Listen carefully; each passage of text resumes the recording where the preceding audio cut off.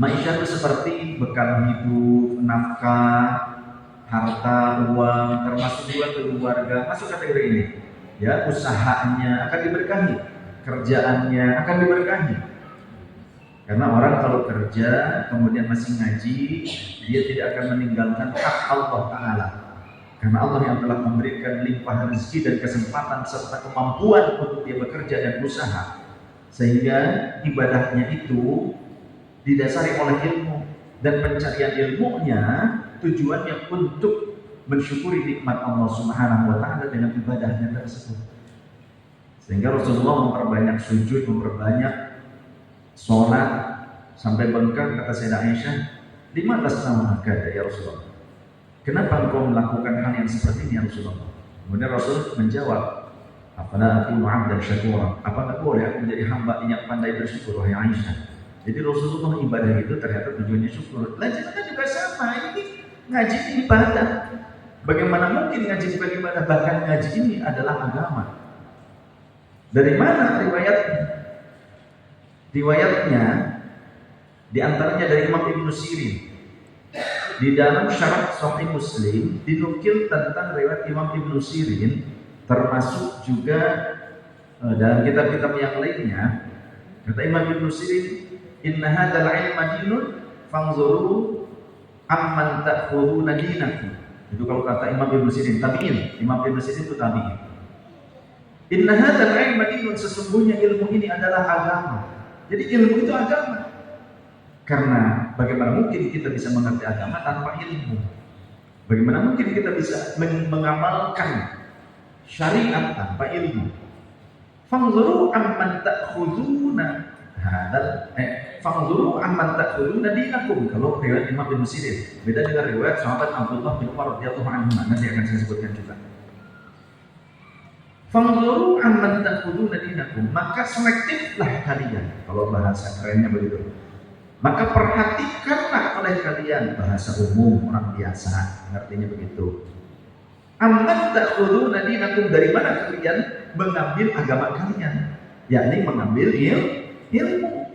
Maka jangan asal, harus selektif, diperhatikan, diteliti dari mana kita mengambil ilmu, dari siapa orang. Dalam riwayat sahabat Abdullah bin Umar radhiyallahu anhu dinisbahkan kepada baginda Nabi sallallahu alaihi wasallam secara marfu'.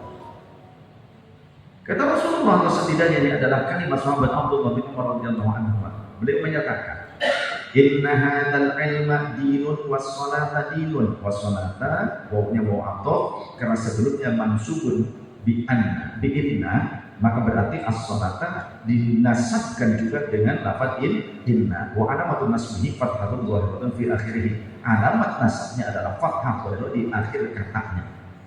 Jadi bacanya was salata meskipun tidak ada lafaz inna, karena diatofkan dengan huruf tersebut ke inna yang di awal, yang di depan. Inna hadzal ilma dinun was salata dinun, gitu bacanya.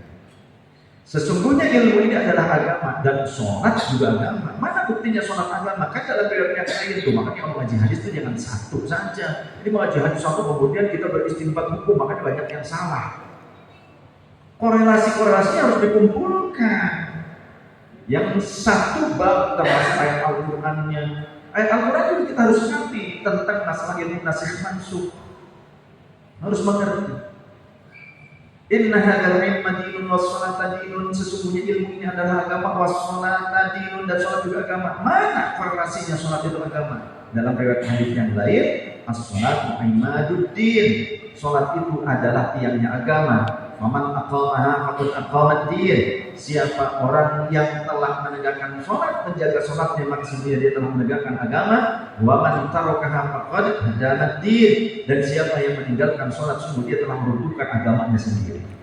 Bukan Islamnya yang runtuh, tapi dianya dalam nilai keagamaan yang telah meruntuhkan sisi keagamaannya sendiri. Dia telah meninggalkan agama.